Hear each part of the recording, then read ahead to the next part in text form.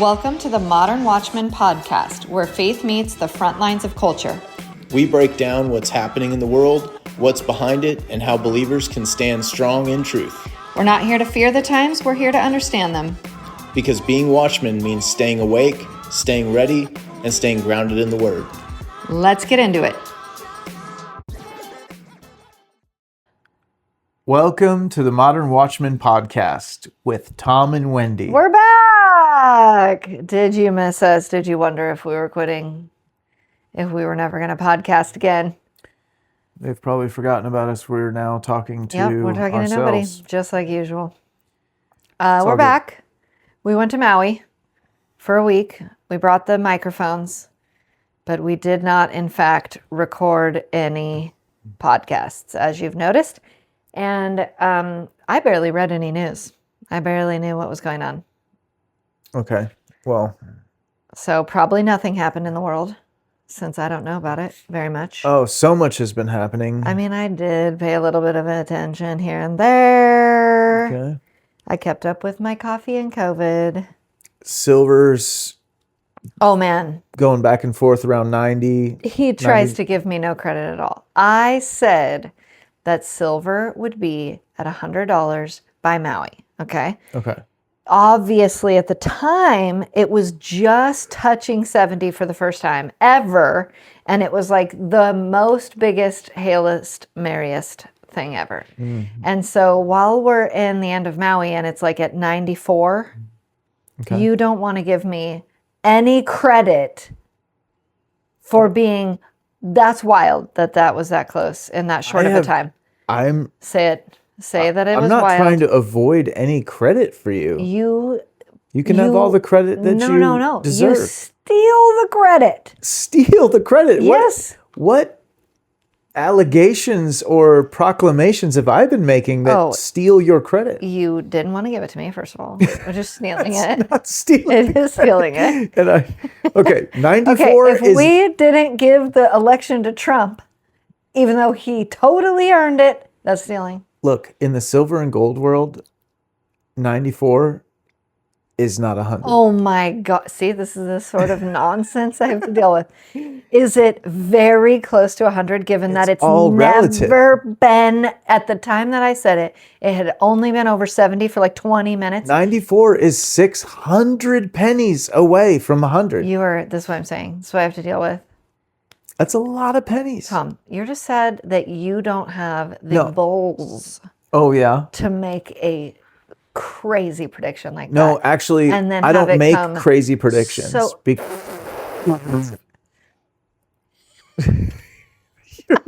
laughing at yourself now. You got over animated here. My word, monster variant. Oh my gosh. Oh my gosh. I expected it. You are First of all, I would have loved if it went to 100, 110, 150, 1,000, whatever.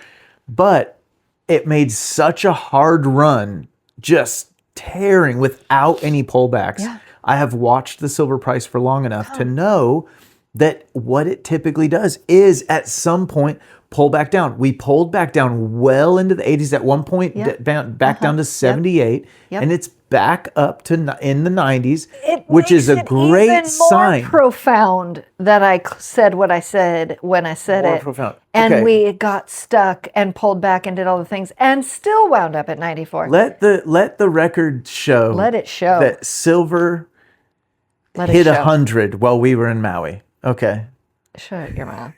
You don't have to lie. You just have to give the cred. Okay. Well, like I said, you can have all the credit that you deserve. Whatever.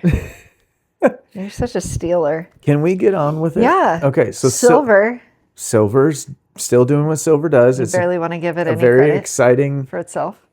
Topic still, but we don't need to dwell on it too much right now. Gold hit another all-time high, over 4,600. Silver's been hanging around 93, 94.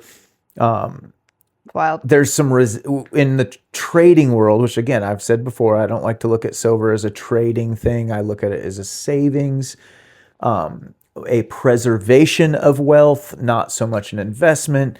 However, in the traders world, there's what they call levels of resistance, where it just every time it hits a certain number, it seems to be it doesn't want to go knocked back down, right? And what that is, there's a lot of things that could be indicative people of. say that's like fixing it. Well, that's one thing, but oftentimes people have, or institution, when I say people, I really mean like institutional investors, big money that is holding silver, that they may have set sell orders, like if it hits this price, automatically sell it, which then starts to drop the price down, right? I don't know. Either way, that's not what we're here to talk about. And yet, here we are. It's hanging around the 94, everything. It's very exciting. I do personally, non-investment advice, expect it to go to the moon. Higher. There's a lot of people putting up videos about when to sell your silver. But again, I don't even look at it that way. Yeah, don't be paper hands. It's not even that. It's just it's doing its job for what I acquired it for. It's holding its value, and I will relative to the dollar. Its value also. That's good. We hold each other. We hold each other's values. You're something else. But what I'm really excited about talking about at least. Oh, never mind. I know you are excited to talk about it. We could talk about it first, but I also wanted to loop back to Maui and touch on our little endeavor through Lahaina. So yes, let's talk about that. Okay. And we'll get to your thing you're excited to talk about. Okay. We drove through Lahaina, if you'll all remember, 2.5 years ago, August of what would that have been? 2023? Yeah. This will be 3 years. Is when the fire occurred, you're saying? August of 2023, the fire happened in Lahaina, which it is right around 100 and something deaths. They just stopped reporting, even though there was like 1,000 people still missing. And we never found out what happened to those other 1,000 people. But when you talk to the locals, I haven't had a local tell me anything but thousands of people died. Now, there might be some embellishment or some exaggeration or just some fog of war there, but it's not reported. You'll be surprised to hear it was not reported at the atrocity that it was, or as the atrocity that it was. It was mismanaged from front to back, which again, you'll be surprised to hear that there was inadequate leadership in positions of power at the time that had no idea how to handle any of the situations that were put in front of them. And lo and behold, we have this crisis. Well, also, sidebar, we're not going to talk about it very much, but ironically, just last year at the same time, we go to Maui every January. At the same time last year that we were in Maui, the Pacific Palisades fire in Southern California was happening, which of course has, destroyed billions of dollars worth of assets in that area. Yeah, something like 10 to 15,000 structures or something. Yeah. Of course, nothing is being rebuilt. In both instances, nothing has been rebuilt. Of course, it's more extreme in Lahaina, which was 2.5 years ago. But both of these, they're the same in that similarly, there was inadequate people in positions of leadership in the Palisades as well. And when you have democratic leadership, that's the only way to say it. Like Hawaii is incredibly liberal. Obviously, the LA area is incredibly liberal.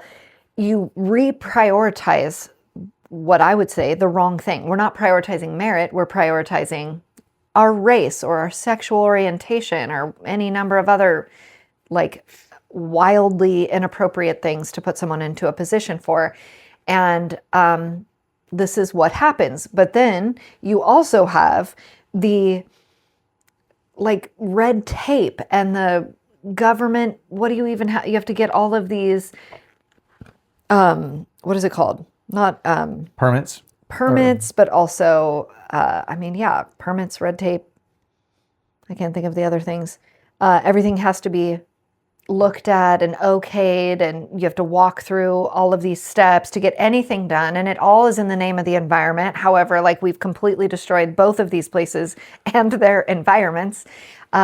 in the name of saving the environment, which of course is all made up by the top people who don't believe at all for 1 second in preserving the environment or that global warming or climate change or any of the titles it's going to run under in the next 30 years are actually real. We know they don't think it's real because they're flying their giant private jets around and they're living on the shore that's supposedly going to, the oceans are going to raise however many feet. That is part of why Lahaina hasn't been rebuilt, because they're deciding if they need to move Lahaina back because of climate change, which of course, again, is made up. Nobody actually believes the ocean is going to rise several feet because these people are buying oceanfront houses. Yeah, I think what fascinates me, so like we drove along not just like Lahaina, but even past Lahaina, basically back towards Kahului on the highway, but we were actually on like a frontage road that ran right along the beach. And it's just incredible because like people are still living in cars 2.5 years later. Yeah, just like outside of the actual fire zone itself, right? Just people who are displaced. Yeah. And there's like these areas that are kind of like no man's land. They were woods, like whatever you want to say, Hawaiian forest. And you can see in, and it's just strewn with abandoned vehicles and literal, like, do you remember the shanty building? Like, it was straight out of the Dominican Republic. Yeah, like, crazy. I mean, it's literally pieces of scraps made into a house, and a family was living in it. Like, and you're just going like, this is America. This is where we're at 2.5 years later. And there's a handful of single wides that have been put into the burn area. Like, it's just like, this is the best we've done. Which that makes me think, I'm going, and again, I'm not in charge of things and I probably shouldn't be, but I'm going, what's easier? Because you're talking about you had to ship these already built prefab modular, they're not modular, they're manufactured homes. They're single wide trailers, like FEMA trailers, basically, from across, I'm sure they came from the continental United States on a ship. And that could not be very like conducive, efficient. I'm like, instead of you're sending these hollow single wides, probably, I don't know, how many dozen at a time on a ship, when you could literally be sending like millions of 2x4s, you know what I mean? Like in a dense one ship load of all the building materials you could possibly ever need. Small homes, I mean, you could crank those out. Well, so I was doing some research, and so this is what I want to get at is, I've used this term before. You can be as offended as you want to, but I mean it by its literal definition. Most of our problems that we see in these situations, and yes, there's typically a political leaning that's attached to it. No doubt about that. Well, at least wild ideology. Right. We have a devastating event, a fire, thousands of structures lost, thousands of people displaced, right? That's the problem, right? We lost our structures and we have people displaced, and we need to do something about it. And due to what I refer to as our like self-imposed retardation, or like it's a self-retardation where we have become incapable of building back and solving these problems with just men and women who are like, solve the problem. Let's go. Follow me. And I was doing just a little bit of research of like the Chicago fire, which happened in the 1870s or early 1870s, 1871 or something. And 330,000 people displaced. So way more than Lahaina, like by a factor of a dozen or more, like way more people. Lots of deaths, all the same things. Tens of thousands of structures. Mm-hmm. And they were like The banks were reopened in 2 weeks. Wow. The temporary housing was handled in 2 weeks. It was something like within 5 or 6 years, the population of Chicago was greater than it was before. So you think a city burns down, a bunch of people just leave because back then it's like, well, just go somewhere else, and within a matter of years, the population was greater than it was before, and they had built back with no wood, but stone and iron and all these things that were, more fire retardant, fire resistant materials. So they had built back better, and extremely rapidly. Yeah. And I think of humanity like prior to our self-imposed retardation as we're like ants. Like we just can't, we're a force that can't be stopped. We just crawl across the land, we spread, and sometimes it's good and sometimes it's bad. We bring our blight and we bring our might and all that. We bring our fights, all Wow, do you look like at that? I can keep going. But we bring our white. you overdid it. You did. Why'd you do that? Rhymes. No, that was good. But we're this kind of unstoppable force. We're like some would say a parasite, or, I look at us as like an ant colony where it's like you burn down the city with the magnifying glass and here come the ants to just swarm it and build it back up.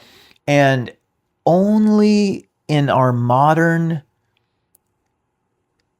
I don't even know what words to use to describe it other than self-retardation, self-imposed, are we incapable of restoring a society, restoring a civilization, just a little microcosm of one, like a little town, and it's not, we act as if it's like impossible, and we should take a point of pride in it. And, it actually reminds me of, and I wish, I might have to look it up, but in the Bay Area, and some of our listeners may remember this, back in the early 2000s, mid 2000s, a tanker exploded under an overpass I don't remember in the Bay Area at a critical interchange on like 880 or 680. Again, I know some people this is going to mean nothing, but critical. It was right in like Berkeley area, as you like go to the Bay Bridge and all this stuff. Well, initially the reports were it was going to take like 2 years to replace this, and there was like no workaround traffic wise for this flyover of interstate, and there was a private contractor that came in and told the state, I can have it done it was like insane, like 4 months or 3 months or something. Let me see if I can. That sounds about right. Well, what's sad about it is, like, I think the people, I would hope that the people of Lahaina would have the spirit of rebuilding. I think a lot of the people, obviously in the Palisades, want to go in and rebuild, but they're not allowed to. Like, they are not allowed to even go in.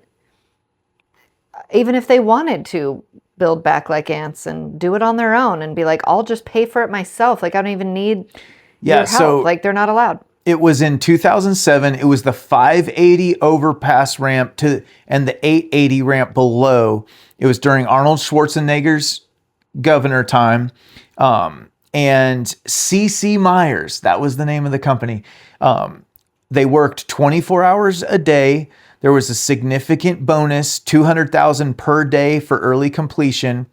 Wow, brilliant. The appropriate incentives are there.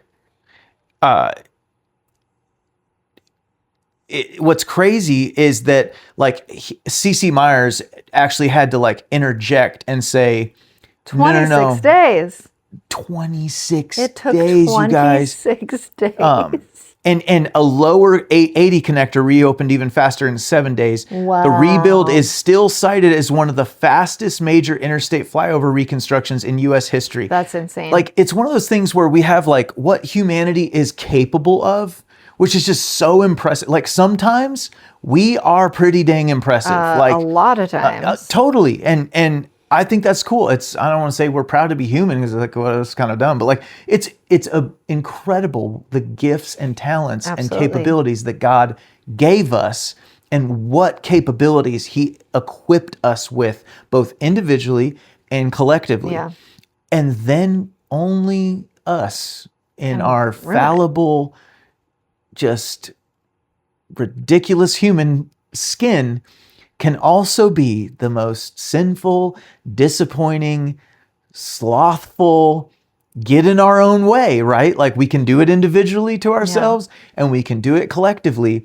And we can literally go 2.5 years and Lahaina effectively does not look any different than it did when we were there 6 months, 5 months after the fire. No. And it's just... I mean, before you couldn't, there was fences around it. You couldn't see the damage as much. It was definitely like cleared out. I mean, after a fire, like it's pretty cleared out, but now all the fences are gone, but nothing is there in its place. Like, nothing, not a government building, not a restaurant, not a business, not a private home. Nothing other than a handful of these freaking single wides, not nearly enough to house all the people that have been displaced. And I don't know. Clearly not everyone is properly housed. Yeah. But also like the housing is like this cheap, like scapegoat substitute, like meant to be temporary. Yeah. Not even permanent. And it's just like, this is what, and it's funny. 2.5 years later, you put up a temporary housing for these people. Like, well, and it's funny to me because these are also like, it's just a reminder, unfortunately, that the major players in the like climate argument, if you will, they are liars. They hate humanity. They hate humanity. They don't care about the climate. They really don't, because the trash and the abandoned cars that I saw within feet of the ocean, I'm talking on the beach, that were clearly deteriorating into the environment. And then on the other side of the road, which was 50 feet from the beach, hundreds of cars. You know, like, that might be an exaggeration. 100 or more cars, at least. People pooping, peeing, living, eating, just garbaging, leaving. I mean, the trash was everywhere. So don't give me environment. In fairness, it looked very, very, very similar to a California homeless encampment. Yeah. So you guys know what comes with those types of things. There's a lot of trash and waste and unhealthy environment. It's not a good environment for people to live in.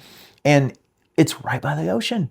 And I'm just going, I'm sure there's just plastic and wrappers getting in the ocean every single day. They're constantly blowing it. It's just, and so on sad. top of that, then we have these like bad for the environment manufactured homes being brought in that are just going to deteriorate. Yeah. And the thing with Hawaii's always been this way, is like, it's hard. Trash is a big deal there, right? Like, what do you got to pay to get the trash out of the way? They obviously do care about the environment there, in the sense that they don't want to live by a lot of trash. They would tell you that before this. I don't understand. Oh, well, I couldn't find a beverage with a real straw. True that. Anywhere. But even prior to the Lahaina fire, it was not uncommon to see like a burned out car on some little off-road, because it's real difficult and costly to get rid of your car that like no longer runs, where we would just get it towed away to a junkyard or something. You know, whatever we do here on the mainland, it's much more expensive to do that in Hawaii. So people don't. They just go light it on fire in the corner by the woods or something. And we've seen plenty of that.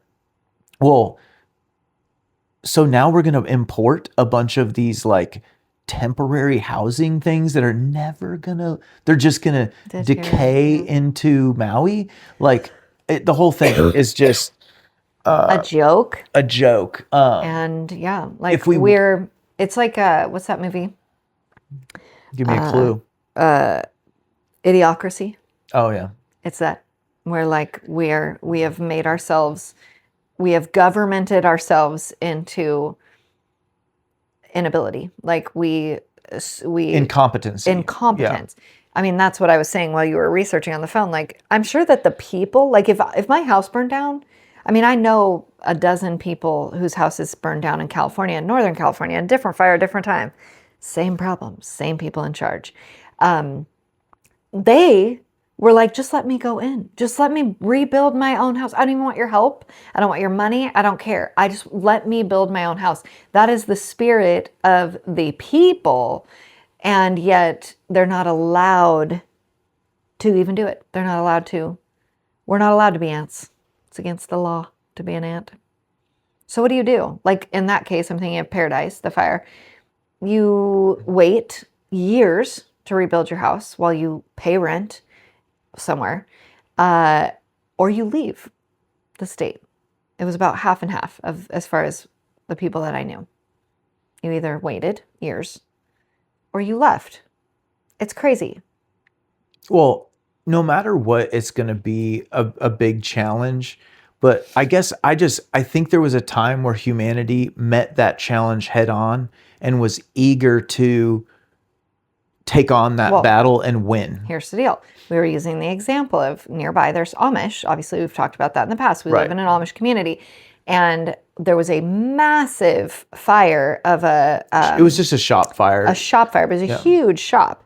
I mean, their livelihood, like they work out of this shop. It's a commercial structure for the Amish, like maybe a 40 by 80 building, really large, tall, and it houses their equipment for like lathes and millwork for making their livelihood, different types of board, flooring and siding and stuff out of wood.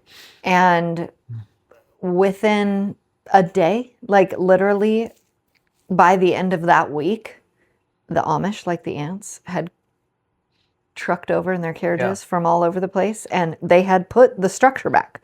I mean, it was like, we don't have time to talk about this. Like, we grieve as we rebuild it, and we got to get back in business. Like, we've got to get back to work. Yeah, we don't know that family really well or anything, but we had purchased some stuff from them, some boards and stuff for when we were putting in our horse barn. And so when I heard that place burned down, we just wanted to go over and check on them and see if they needed anything. That's right. You saw that fire. I forgot about that. Went over there. And so we thought it would be nice. We went to the store. We bought a couple of those keg tubs, bought a bunch of ice, and we had driven by and saw that they were rebuilding, but we went and got the store, bought a bunch of the little mini sodas for them. And Amish don't like have a lot of sugar and stuff, but they will occasionally. And so we just brought like a tub of like, I don't know, like 100 sodas or whatever. Complete lie. They have sugar. They sell sugary treats by the truckload. I don't think you're out of line there. You have no idea. They don't all get to go to town. When they do, it is definitely a treat. But if you compare it to the average American that's having soda with every meal, or I should say the average Tennessean in our case, Southern, where there's sugar in like everything, they do not take in as much sugar. They probably take in less than the average American, and definitively less than the average of their neighbors. But either way, these guys, there was like 50 guys there. They were climbing all over the place. They had the structure basically built. I mean, literally had just happened a couple days before, and they were almost done rebuilding it. Crazy. Now, that's obviously just one example, but just to reiterate that point of like, the spirit is there. Man used to have a spirit of attacking these challenges. It's still there. And setting records for how fast we could take it back. You know what I mean? And now we like are proud to withhold that ability, quote unquote progress. You know, like it's really impressive. Yeah.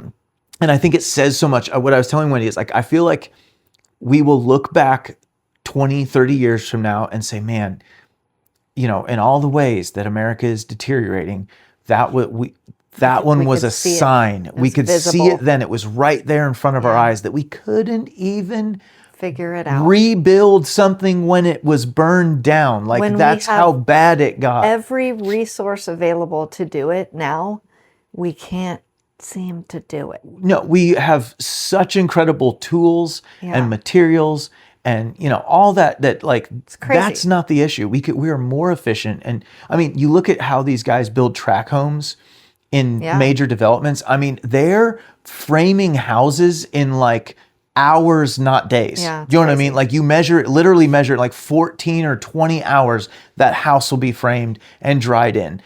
It's incredible. So it's not a matter of like, can we do we remember how to do that? Lahaina could be open to tourists by now. Like no question. And like Chicago, it was important to note, it noted how like Chicago came back bigger before. And better than before. Better construction, bigger like buildings, higher population, doing more business. In every metric, it was stronger within 5 years than it was prior to the event. And it's like, there's no way we're on that track. There's no way Lahaina hits that mark at this point.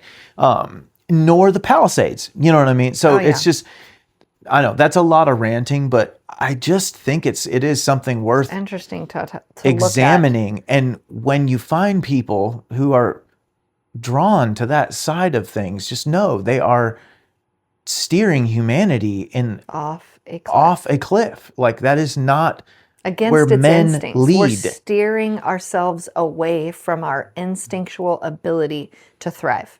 Yeah. It's wild. That's why if you are, I'm not going to define my own terms, but pivot. It's Pivot. Yeah. So Tom's excited to talk about Greenland. Let's talk about it. Actually, he's mostly excited to talk about Cuba. No. I mean, I am, but I'm not. So Greenland, obviously in the news a lot lately. Trump mentioned it early on in his presidency. I just want to kind of lay out some of the, different, whatever you want to say, theories of what is this all about? Is it really about mineral rights? Is it really about Arctic security? Is it really about imperialism? Is it, who knows? I don't know. But we've kind of got that landscape there of yes. Yeah, it could be all of the above.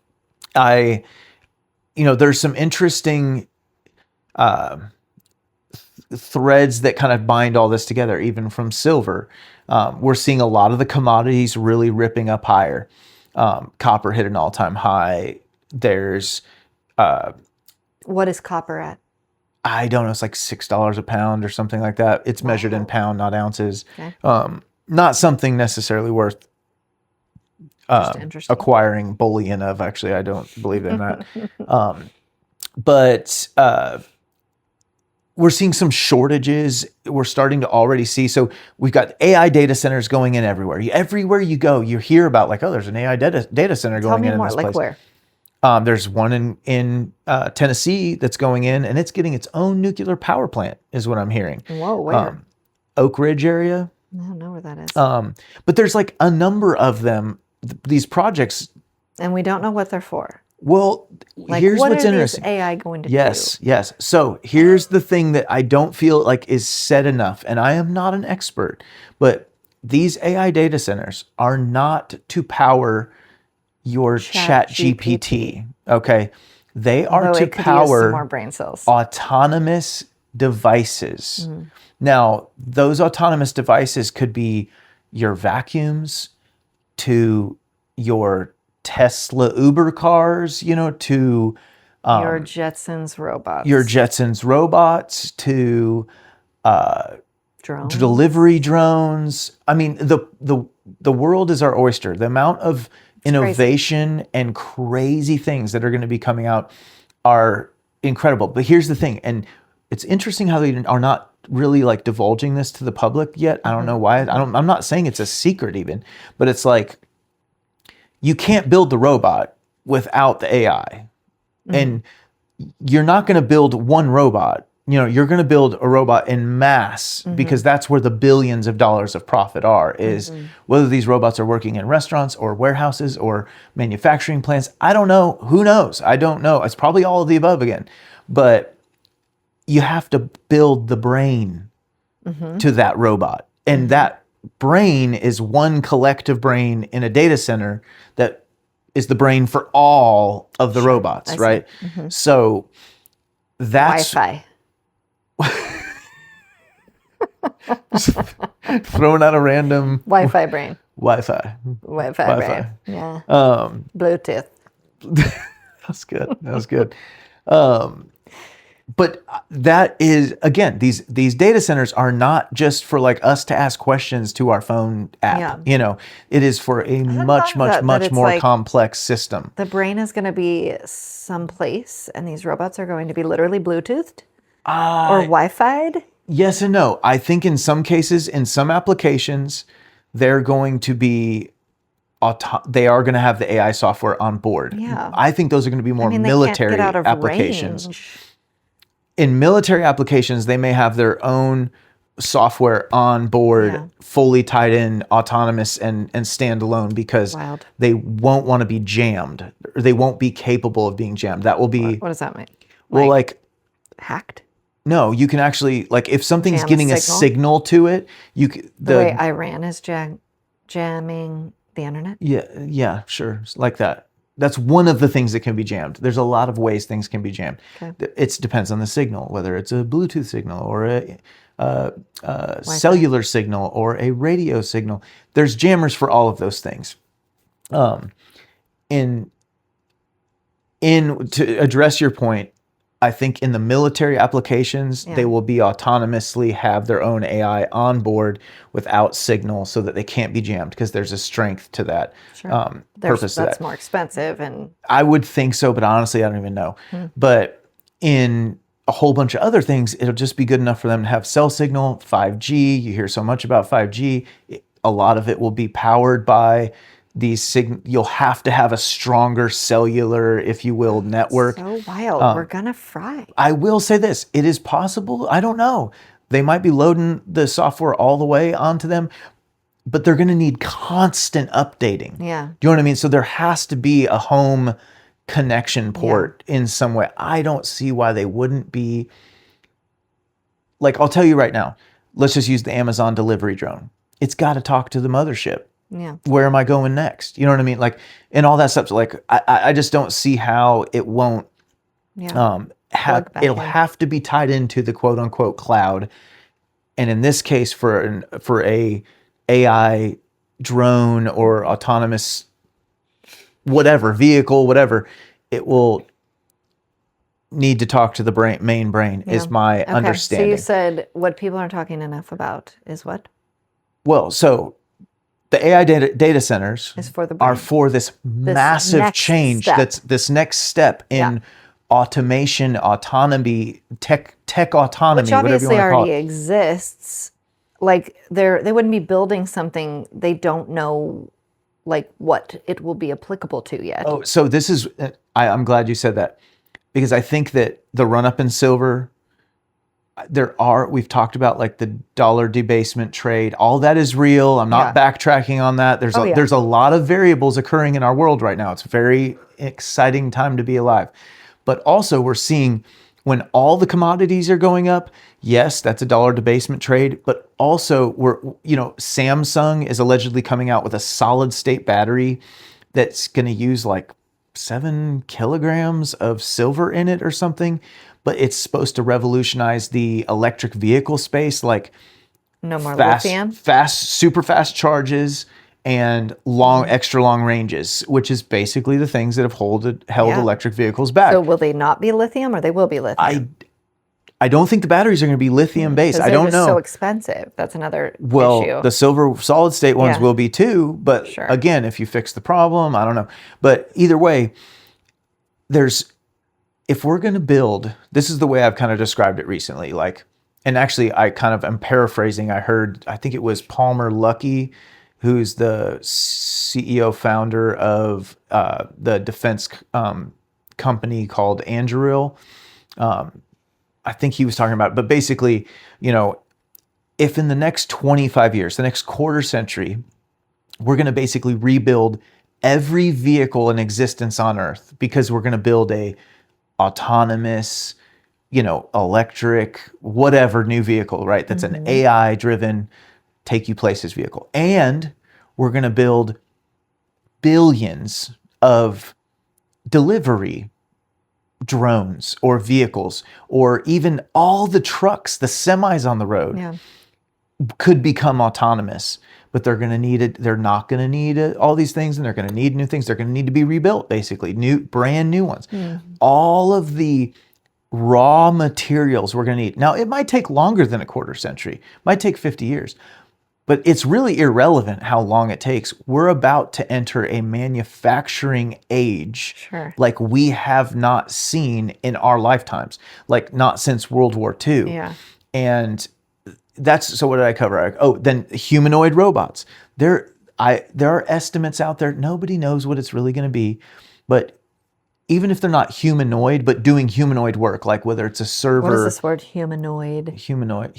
Is that not a word? That's maybe not a word. I don't know. But human-like robots that are basically going to be created to perform human-like tasks. So whether they look exactly human, not necessarily important, but basically like whether they're security guards patrolling areas, or whether they're waiters at a restaurant that bring food, busboy type stuff. I did experience a robot. That's already a thing. At a Mexican food restaurant. It was very inefficient, and it was controlled by a person. Was there out there? No, they were just walking behind it to make sure that everything was going okay. And Interesting. It was clunky and.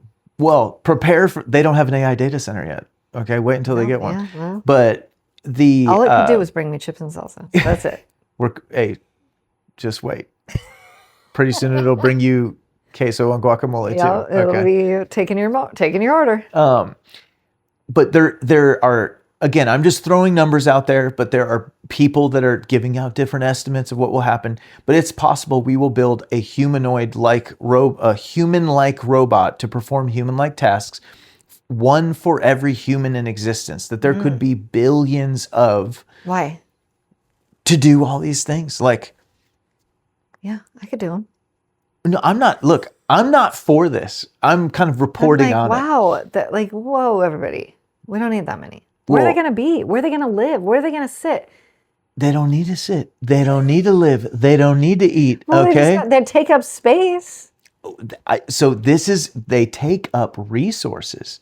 Well, but if you're talking about the amount of metal and composite and wire and copper and silver and computer chips and energy and water. 100%. This is a really bad idea. I could not agree with you more. Everybody needs to I'm think just this through the messenger. a little bit more. So I wonder if, when we were on the verge of the Industrial Revolution, if we were having some of those same fears.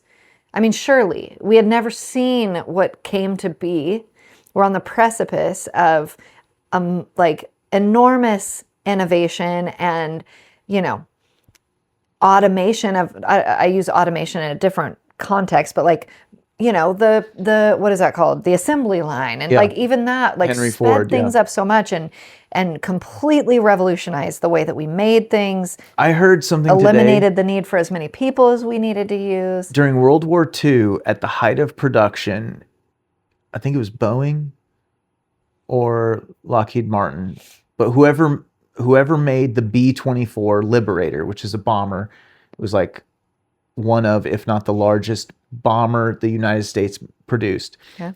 We rolled one off the assembly line every 63 seconds. Whoa. Every 63 seconds, Wait, we were rolling whoa. a bomber. What does that mean? Off the assembly line. We were producing another one every minute and 3 seconds. Oh my gosh. Yes. It's incredible. And now that was at the height of production. People must have been having these same fears. Like, what are we going to do with all these bombers? Where are they going to live? Where are they going to sleep? What are they going to eat? Where are they going to sit? No, I think, I would imagine that would have had to have been a fear and a conversation, and all these jobs are going to be displaced. And of course, a lot were, but a lot of jobs were created. There was different industries that came out of it. I mean, I feel like it's all bad. It's bad news. I don't like it. But I feel like there's obviously good things that are going to come from it and things we can't foresee that are going to come from it. And it's not all maybe going to be doom and gloom. No, well, again, if we trust in the Lord. If I could get a robot to do my laundry folding, I mean, that I'd be open to. Yeah, I think there's a lot of those types of things that are going to be just phenomenal. Like, can a robot get wet? Like, can it clean toilets? Do you get wet when you clean a toilet? Maybe you're doing it wrong. Oh, says the guy. When was the last time you cleaned a toilet? And it's been a while, but I still will say I've cleaned more toilets than anyone in our family. That's okay. So preposterous and rude, frankly. Okay, well, you can say all you want, but you don't want to give me the credit that I'm due. Tom, I've been married to you almost half of your whole life, and you've cleaned this many since I've met you. Yeah, but you didn't live with me at a fire station. Okay. Cleaned a lot of toilets. You were only a firefighter for 6 total years. Do you know how many toilets you can clean in that amount of time? Yeah. When you clean them every shift? Every shift. Yeah, let's do the math, Tom. No, let's not. We're going to not get sidetracked here. You haven't. That's 600. Oh, see, he's doing the math. Yeah. Don't get sidetracked. It's between 300 and 600 toilet cleanings. That's actually days cleaning. But like, for example, at Station 1, there were like 4 toilets. Mm-hmm. So then you got to multiply the 300 times 4. And you 1,200 toilets. Never got a wet hand? And that's not counting you never got a the wet military. Hand? See, we've moved on from whether or not I've cleaned a lot of toilets onto wet hands. I never said you didn't clean a lot. Anyhow, this is going to take a lot of natural resources. Now, I do want to say, feel like our conversation makes it sound like it's all going to happen overnight. I do not think it's all going to happen overnight. It is happening quickly. All of a sudden. I think what I think is important for our audience to understand, and I am trying to grasp myself, is that there are kind of stages that are coming. And obviously the people that are working this stuff out know the data centers are the brains and the power in order to be manufacturing objects that are autonomous. The data centers are very important. Yeah. So we're there. We're at that stage. Yes, ma'am. I have another question. What does this have to do with Greenland? Thank you. We're getting there. Oh, okay. Okay. This is what you get on the Watchmen podcast. Yeah, I'm just making sure we're getting there. We really dig in. We're watching. So there is like basically a modern arms race, and this is nothing new. The AI arms race kind of thing that is something that Trump has addressed early on. I think he even talked about it in his inauguration speech, possibly, but it was from the get-go, and it is very much upon us. And I've been doing some of my own little research just into some of the defense side of it, and obviously a lot of things will come out of the defense side of it into the civilian side. A lot of times war and defense research pushes forward a bunch of technology that then can be used other ways, but what we're most concerned with right now as like national preservation is minerals. China outgunning us in the AI arms race. And I guess we can't fake the AI like we can fake a moon landing. I'm sorry, Luke. All right. But Put Greenland, up or show up. There's some valid things that Trump has brought up. There's the whole Arctic security with Russia and China. And as this whole climate change thing does or does not occur, where maybe the Arctic's not going to be as... Oh, has nothing to do with climate change. I know. But like, as it is cooler and opens up, which it has been opening up, it might just be... as it's cooler? I'm sorry, warmer. My apologies. Yeah. And opening up... there are shipping routes that are opening up that make... It's not all bad. Well, that's the whole thing. And actually, I've been digging on this Palmer Luckey guy. He's a character that, he was talking about climate change. And he's a very objective... Who is this person? He's the he is the founder of Anduril, which is a defense manufacturing company. Okay. But he invented the Oculus goggles that you see. He sold them to Facebook for $2 billion, sold Oculus to Facebook or to Meta. And Mark Zuckerberg fired him because he still was became a Meta employee for making a $9,000 campaign donation to Trump. Oh, that's brilliant. $9,000? What a weird number. I know, right? I think it was like a maximum amount of an individual or something, whatever. But fired. You got a lawsuit there. Oh, he didn't care. Yeah. But he then ended up founding Anduril, which. What are you saying? And it's hard to say. I'm not necessarily saying it correctly, but it's from The Hobbit. It's Tolkien. I see. Reference. So he's a little dorky. And he's definitely very dorky. Oh, okay. But he's one of those really cool nerds. Dorks. He's very authentic. I feel like he's himself, you know what I mean? And very secure, and just he is who he is. But what I love about him, which I mean, he's also kind of that comic book villain too, you know what I mean? But is he has a very interesting approach to things. Like he's because of his, pursuit of peace, we have to be so dangerous that people know they shouldn't even bother. And he said, I think if we had done a better job keeping up with what we need to keep up with, 100%. That Russia never would have tried 100% to invade Ukraine. Yes. But because we were so positioned so weakly, Putin thought he could get away with it. And even though it's been a mess and a mire, it happened and it's here, and it's probably worse than ever because of it. And same thing, he said, right now he really feels like China thinks they can take Taiwan, and while they will incur some damages, they're overall, when they game it out, they're like, we come out on top. China wins. China's shipbuilding is between 50 and 300 times our shipbuilding. Yeah. Yes. That's a broad range, but 50 times is substantial. And, World War II, the reason why we won and the reason why the Allies won is because of the United States' ability to build a B-24 every 63 seconds, to be able to build another cruiser, another aircraft carrier, another destroyer, another, you know what I mean? Another. But you don't want to spend any more money on the military getting us back to that place. Well, here's what's interesting too. He said he was ready to leave Facebook when they fired him anyways, because again, this is Palmer Luckey. Look him up. He's an interesting guy. Not a real name. I know, but he said he was hearing a lot from people. So the Department of Defense, the military industrial complex used to get all the best and brightest minds.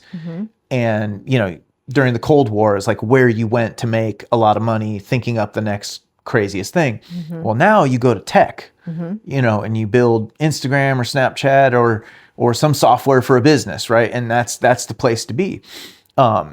He said the AI in your Roomba, or in, what did he name off? A couple different things are all better than any of the AI in the military. He said, I'm not making that up. That's real. That the private industry AI is more advanced than anything the DoD has currently. And he said, right now, say that out loud. The entire DoD's product procurement, system he's like, if you really stop and look at it, nothing else works this way. It's insane. But he goes, the government says we need a new submarine, and then they pay a company to figure out how to build a new submarine. And so one of the things that Anduril's already built, now they haven't built a full nuclear submarine, but they've built submarines. And he says, what we do is we build defense products and we sell them to. So not only are we more agile, but we don't Boeing and Lockheed Martin and Raytheon are more profitable if they have huge cost overruns and a project takes 10 years instead of 5 years. He goes, in warfare, you don't have 10 years. You don't have 5 years. And he brought up a lot of examples of Ukraine and how like they're in the midst of it. They're ready to roll out a new weapons platform the moment it's even close to viable because their existence depends on it. And so they've built an autonomous fighter plane. Ukraine has? No, Anduril. And they've built I was like, really? autonomous submarines that are like the size of 2 school buses, like big stuff. Yeah. And they build it and provide it, kind of thing. And they built a whole bunch of other stuff. But we're going to be okay. Either way, let's get a little bit towards Greenland. And a little bit. We'll make our way there.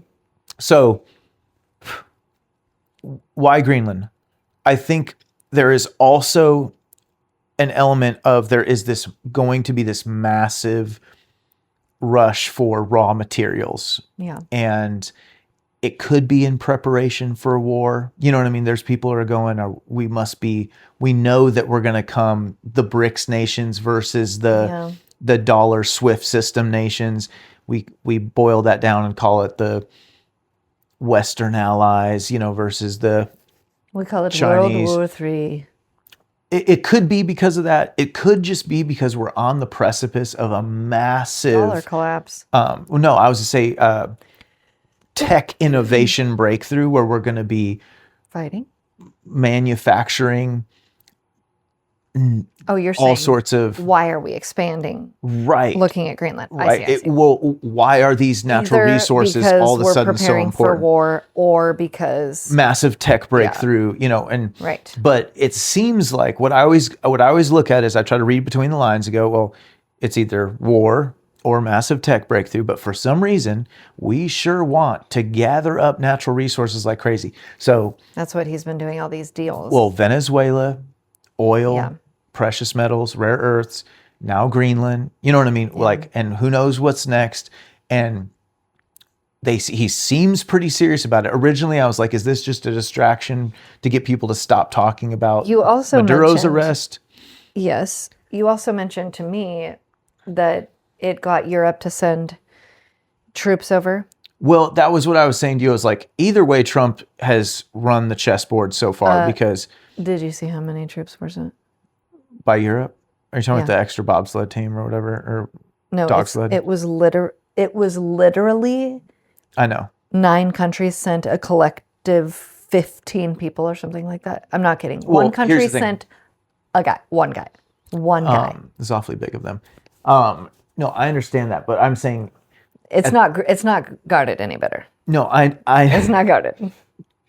You're looking at sort of some of the wrong metrics, though, too, because you don't guard Greenland by land. You guard it by sea. What they're not worried about someone invading through the land of Greenland. But what is one guy? Is he going to drive his boat by himself, shoot the guns, and man the boat? The navies have positioned ships over there. That's what we're actually concerned about. But either way, Trump, he was successful, if he meant to do this at all, in distracting from the discussion of whether or not it was legal to kidnap / arrest a president of a of a country. And next thing you know, we're talking about Greenland, and everyone forgot about Maduro. Nobody even knows where he's at now. Where is he? Who cares? We're talking about Greenland. Was he ever even real? Secondly, he got Europe to care about guarding that piece of ocean between Iceland and Greenland, which is a big vulnerability for the United States. And they claim it as their responsibility. They just don't do anything about it.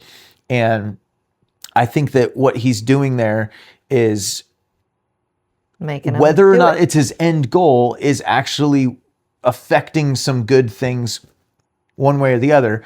But I do think the more that this goes on, I'm like, he seems to be pretty actually serious that apparently he wants. He's the 4th president to attempt to buy or get Greenland. Well, I read a little history about it where we got the Virgin Islands and then we also wanted Greenland but couldn't get that deal done then. It happened a couple times. The 4th time. Yeah. And I think all three of the others were Democratic presidents. I actually heard Glenn Beck talking about an interesting kind of theory that whether it's intentional or not, I thought he might be onto something here, is he's testing our alliances and really who will bend and who will break kind of. And like, it's interesting because like Canada is just, we kind of already knew, but they're just like fell over, they're ready to go with China, which is ironic because they don't like, that's almost like inviting the crosshairs of Trump, because if Trump's coming hard against China, you think you're going to get away with being allied with China sitting on top of the United States. When we are your defense. Like, but where are your guns, guys? It's, and I mean, it's an economic alliance is what. Which I'm about, Alberta. Let's come on. Hey, they've got a lot of natural resources. That's right. You know what I'm saying? And they would make a great electoral college addition. Yeah, well. And it would split the country in half, because they say if Alberta came, the one above it would come. Yukon? Is that what's up there? I don't know what's up there. I'll ask well, I've heard that Saskatchewan is also a candidate for like this referendum that they are able to do in the Canadian Constitution or whatever. Think of it. Think of it. Yeah, it's very interesting. But yeah, I think I guess I don't have a conclusion. There's a lot going on with Greenland. I don't have like a point to drive home or a prediction to make here. He did his tariffs move with, which, I mean, I don't know what you think about those still. Like, where are you at on the tariffs? But seems to have been just a monstrous, like, mechanism of control. Like, really strategic and possibly genius. I feel like he's using them in a very shrewd way to sow chaos.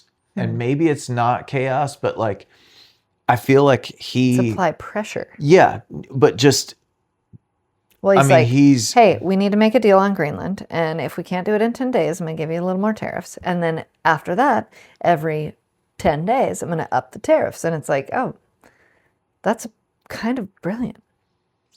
I wouldn't call it brilliant. It's fascinating. I would call it blunt. It's like hitting someone with the blunt. I mean, isn't it what we used to do as a country? Like, wasn't the entirety of our money income before income tax coming from tariffs? I mean, allegedly at some point, sure. But like at the beginning. It's not going to happen. You can't be applying and that's never going to happen. The whole, we could make enough money from tariffs to pay. That's not what I'm suggesting. Yeah. I'm just saying it's an interesting mechanism that he has established and put in play to apply pressure. So I just find it interesting. We haven't seen it. We have not seen that. Yeah, I mean, it's hard for me to not feel like it's erratic. I mean, did you see the email or text message he sent to the Prince of Denmark or whatever, the president or prime minister of Denmark? It was. He didn't send a Truth Social to him? No, it was to Norway. That's what it was. It was to like generally to the country? To the prime minister or the prince or something. I know I'm not doing a good job, but your attention. No, it was like, due to you not giving me a Nobel Prize. Oh. This is what, and it was like, they actually thought it was satire and had to confirm that it was real, which is classic because that's literally Trump. Yeah. Half the tweets you read from him, you're like, is this real? Is this made up? Is this like a meme that was made up, or is this actual Trump tweets? But I think it's both always. Well, I think he knows how ridiculous he is and plays on it. I don't think he does. What? I think he's just, God created this creature for this time and place.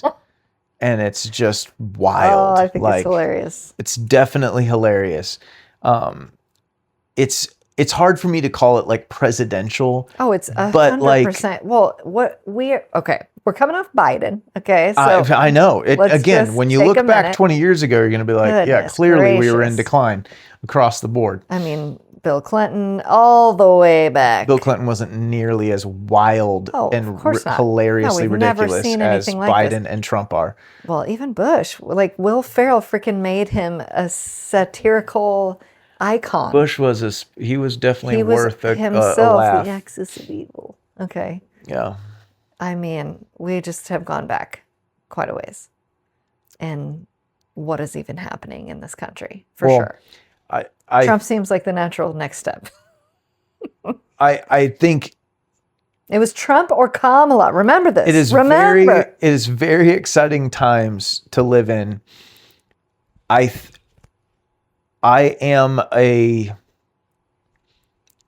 try to be a realist. I say that often, and these are tough questions to answer of like, what are we doing?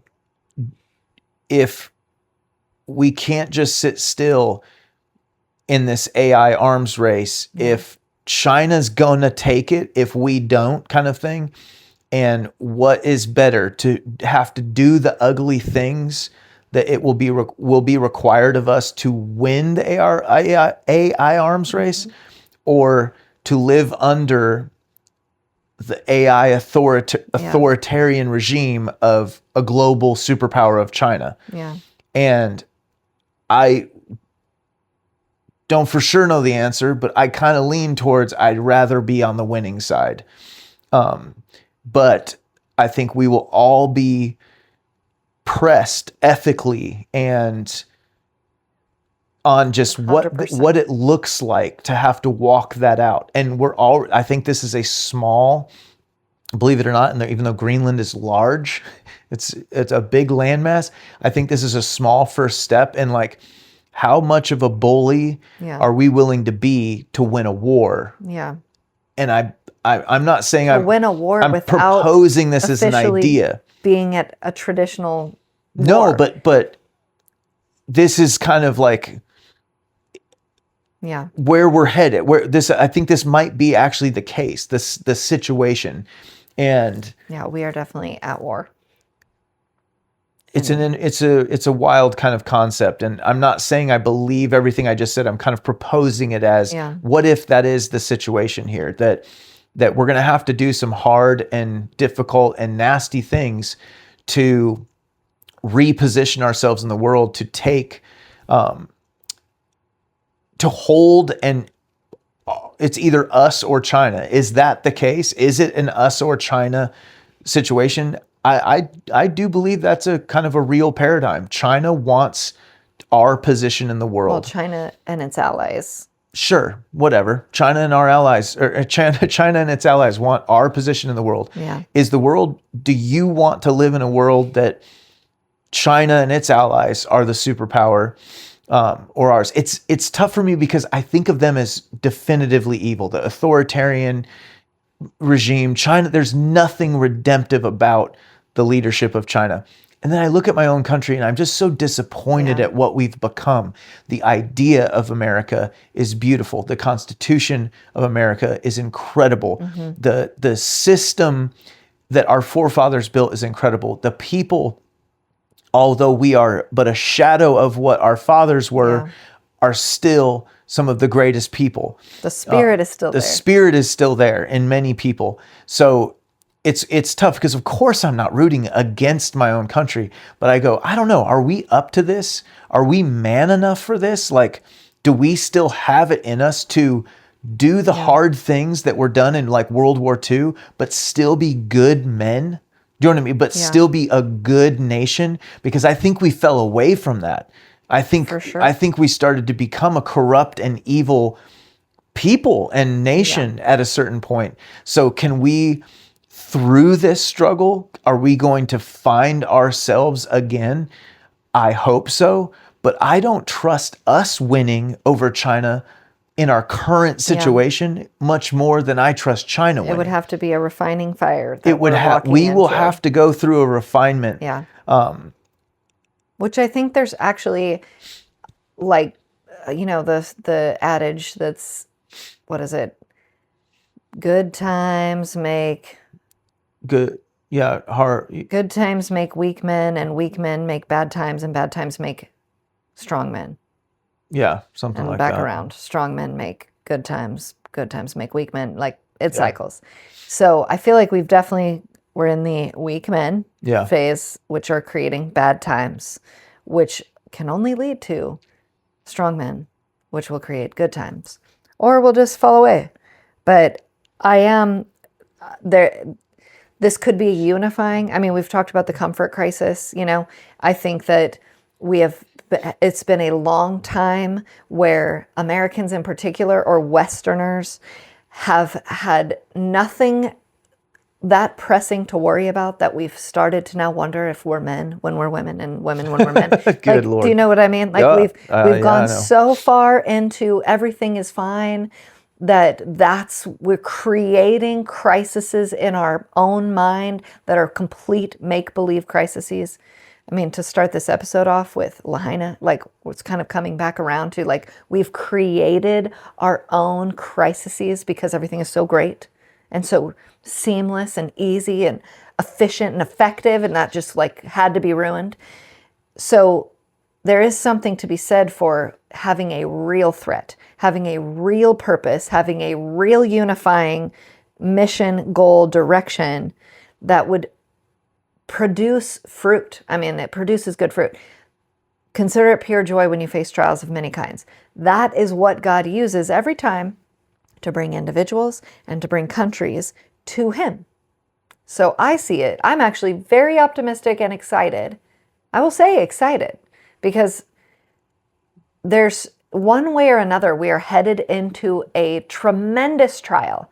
I mean, there's no way you can look where that's not what's ahead. You know what I mean? Like financially, the debt crisis, like the dollar, war, AI. And I think like we're headed for all of this is also a Hail Mary type, fourth 100%. quarter to stave off this imminent debt crisis. So we either accomplish it in time to have massive technological breakthroughs that can grow our GDP to a point that outpaces the debt. But also is a trial in and of itself, as we've already talked about. Two things do that: war and the massive tech breakthrough. Or we're facing the financial crisis. But none of it is easy. None of it is like, oh, smooth sailing in this direction, let's go there. It's all a trial ahead. It's all a trial ahead. And I think that's the message of the Watchmen, is like, we are actually headed for really trying times. I mean, we keep talking about it, like really concerning things that we need to be mentally prepared for, if not prepared in other ways. It's hard to know how to prepare exactly or what to do, but mentally prepared for it. So be hard on your kids, okay? The world is going to be hard enough. I mean, that's really what I'm getting at. Hard, but be hard on them. Trials are the thing. We should embrace them because they are the refining fire. It was a really great message at church about that. It was, yeah. Literally the Holy Spirit is referred to as fire in the Bible. It's like when He comes in fire we talked about the fourth man in the fire, to set you free, to refine you, to burn away what doesn't need to be there anymore, to, redirect you. I mean, it's funny, we talked about fire this whole time. Lahaina, Palisades, this is just like anointed message. You tied it up with a bow. It's great. I love when that happens. So, rough times ahead, but good things come in rough packages. How about that? I like it. Follow along, subscribe. Thanks for being patient while we were on vacation. We hope you stick around.